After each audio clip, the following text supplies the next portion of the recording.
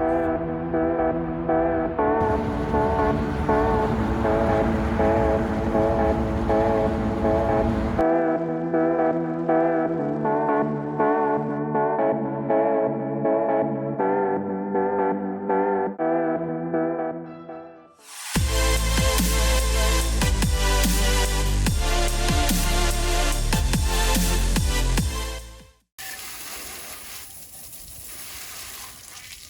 hey, didn't see you there. I was just watering my Dodge Power Wagon.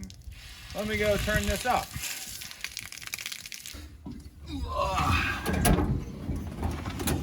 Okay, so I was thinking, you know, last time the video was like, oh, the Power Wagon's dead. Well, this video has to be like, the Power Wagon's alive. So how do you make something alive? Food, gasoline, got it. Oxygen, it's in the air, got it. Water, you gotta water it. So now that we have it watered, it should work. First though, we should go over where this thing has been the last like 4 months. I have not posted a video. It's been at the doctor, AKA car language, the mechanic. And we got a lot of things done here. No, it doesn't drive, it doesn't run yet, but we're getting a lot closer. So first thing we got going on here, you're gonna like it, it's good, it's good. Plain. Clutch, brakes. The brakes, fully functioning. I really regret making the ground wet before going underneath the car. Anyways, got a new master cylinder there. Got new brake lines through the entire car. You can see it runs along the frame there. Got new rubber brake lines off of the steel brake lines. Got some new springs. Got the handbrake here all redone, which is pretty cool. To use the parking brake, you pull this big lever back right here. And if you want to let it out, you push the button back down, which is really difficult. And then you push it back and your parking brake's back off. Most of the brake work done is actually behind the wheel, behind the cover here, so you can't see it. But we got all new cylinders, all new brake pads, basically springs. Everything related to brakes has been completely redone with new old stock components. And then we got new tires on here, which looks super sick. I'm glad I went with the original style, which are obviously not going to be as good on the road than like a more traditional new style tread, but I think these look sick. Ooh, hold on. Made in the USA. Okay, that's got to go on the dash right there. This thing is made in the USA. Amen. On this side, we got a new wheel here because the old wheel was all rusted out, and I didn't really believe them. I didn't think it was that bad, but then they gave it to me, and it's just completely cancerous rust all the way through this wheel. So glad we replaced that. I said all the other ones were fine, but this one was really bad for some reason. It was probably down in some mud for a long time, but it looks pretty sweet. Obviously though, the biggest visual change on this truck, we had all this before. I have all the fenders still in the hood.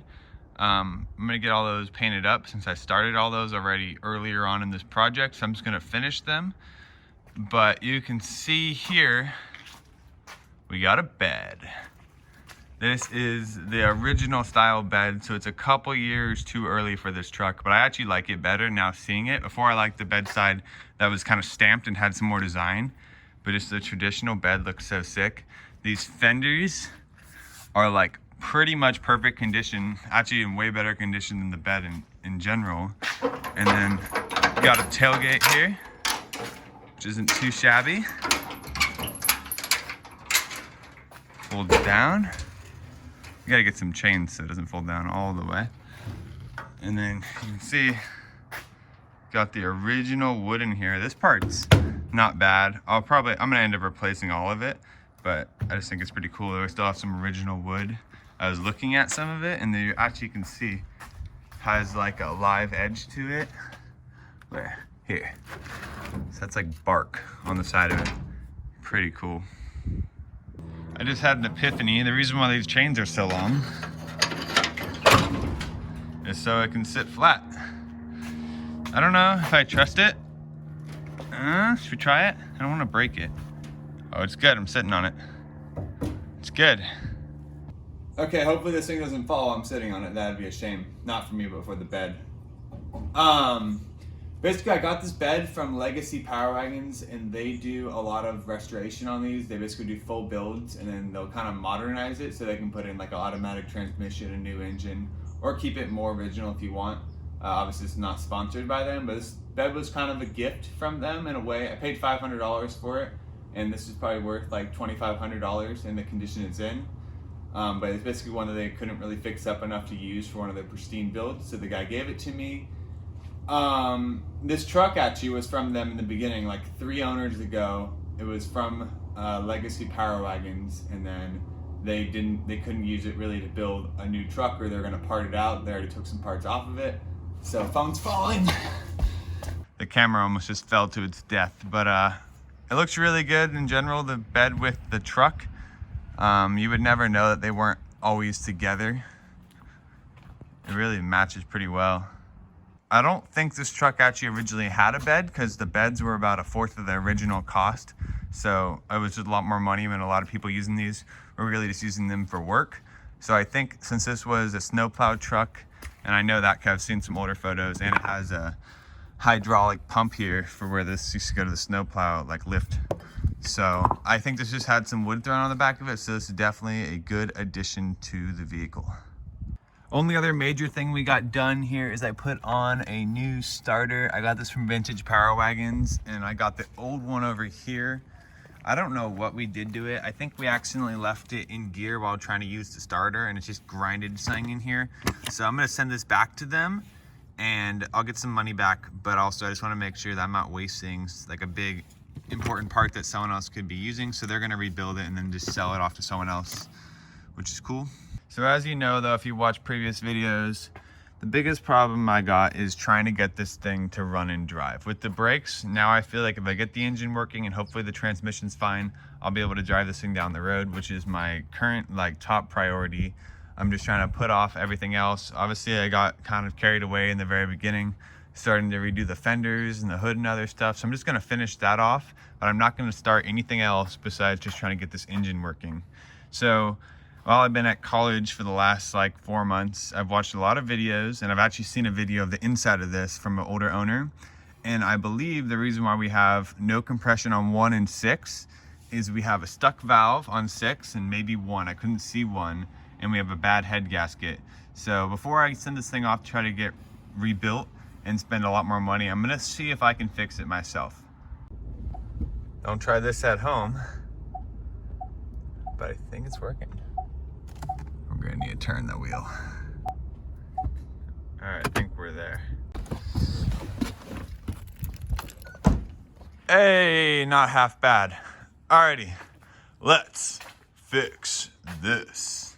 1951 Dodge Power Wagon Flathead 6, 230 cubic inch engine. Let's get started. Alrighty, first step is to get everything out of the way here so we can take the head of this thing off. So I'm gonna remove the coil and the oil filter.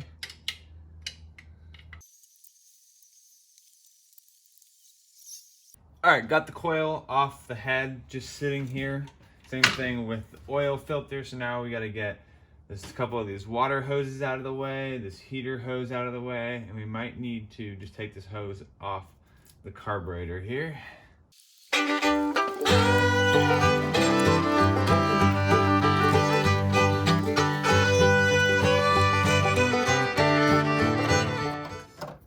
Okay, there's the thermometer that tells you how hot the engine is.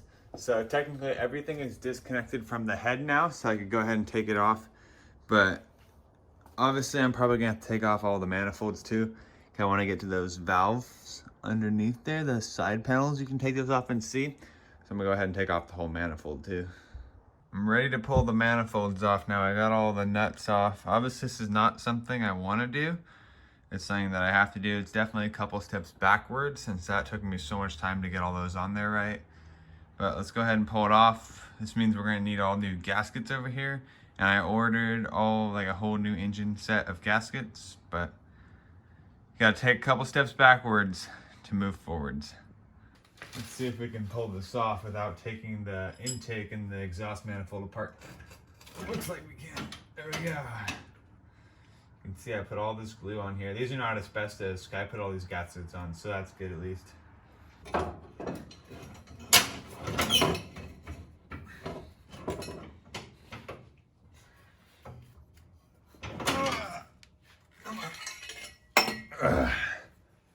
There we go. Coming out.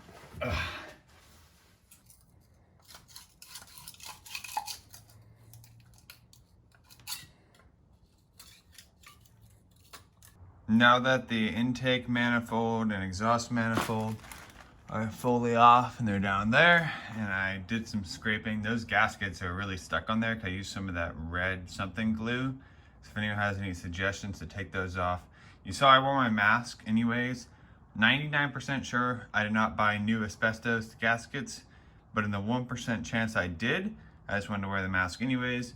So what I'm gonna do now is I'm gonna go ahead and loosen up all these head bolts, and then I'm actually gonna have my old father take off the head and take off the asbestos head gasket, because I do not want to be exposed to asbestos. Good luck, Dave.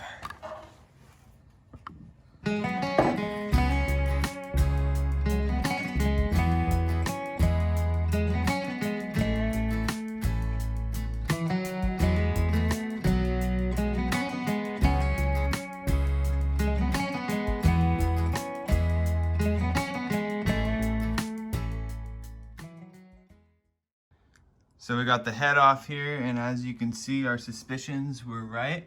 If you look at the valves, number 1 and 6 are stuck open, and in a combination with a potentially bad head gasket, that could be why we have the low pressure on 2 through 5 and no compression on 1 and 6. So right now we're going to take some PB Blaster to some penetrating oil and try to get those valves unstuck.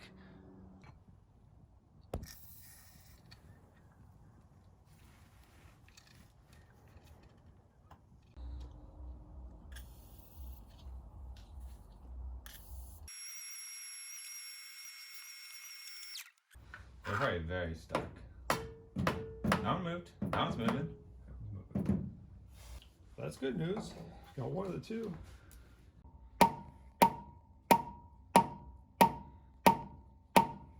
Not moving. It's been about 20 minutes, and you can see all the oil is still sitting on top of the cylinders, which is really good. This last valve, we were able to mallet down with a little bit of the rust penetrant. I'm trying just to continue to fill up this first valve here with it. And I lost the lid there. I duct taped this hole here so it wouldn't go through, but obviously since this is penetrating oil, it's ended up down there, but trying our best. Let's give it a little mallet.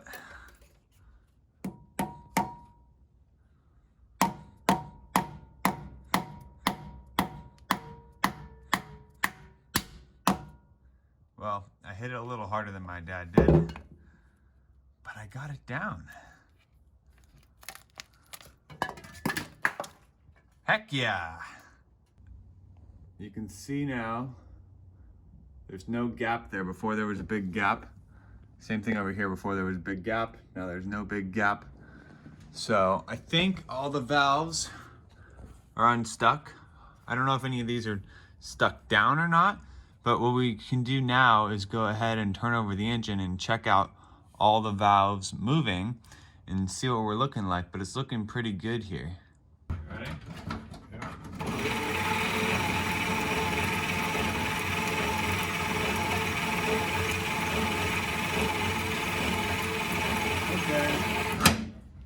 How'd it look? The two in ones stuck again. So they stuck up? Yeah. Where's Yeah, that's not bad. Playing whack-a-mole. Alrighty, well I think I'm gonna call it quits for today. I say we did pretty good job. This valve is like up and down by itself now. It's pretty good. I'd say it could use a little bit more work, just a little bit more penetrating oil and some more just working it up and down. And then this one, it goes up easily. It still gets stuck a little bit, but it's very easy to hit down versus the first time it was pretty difficult. So I just need to work that one a little more with the penetrating oil. So we'll come back tomorrow and do some more work on that. But I think that's pretty good progress, and hopefully just continue to work on these valves, try to get them to seat just pretty good, and then we can put the new gaskets on and we'll try it again and see if we can get some pop out of this thing. Alrighty, welcome back to day 2. I'm just reconnecting the battery here after it was on the trickle charger all night last night, just getting some more juice in it. Hopefully today, when we run the starter again, the valves won't be getting stuck, but let's find out. The ones we're watching for getting stuck up are this 12th valve and this first valve here. Let's find out.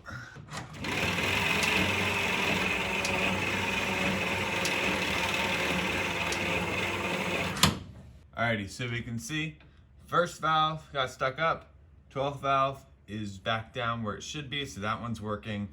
First valve still needs a little more work. Just gonna give this valve a little more of the penetrating oil. You can see it runs out the side. I'm trying to get it down where the stem of the valve goes down into the hole where I imagine it's kind of binding up. Okay, I actually just realized that this valve should be up right now because you can see this little part right here is up, but I bet you when this goes back down, I bet you the valve stays up. So let's just turn it over a little more and see what happens. See, now we have that big gap there. And you can see this valve is still up when it should be down. So there should never be a big gap like that. Just gonna go ahead and hit it down. Does not take very much force, but you can tell it's still getting stuck. In order to try to fix this problem, I'm just gonna keep continuing to mallet it down and giving it more oil. So I'll just time lapse you guys in and hopefully we'll get it to go back down by itself.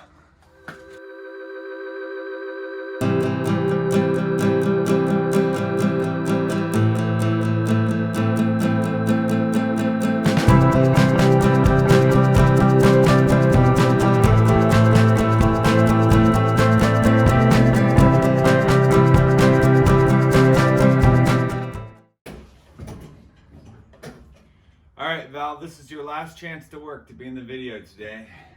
Here we go. Start it.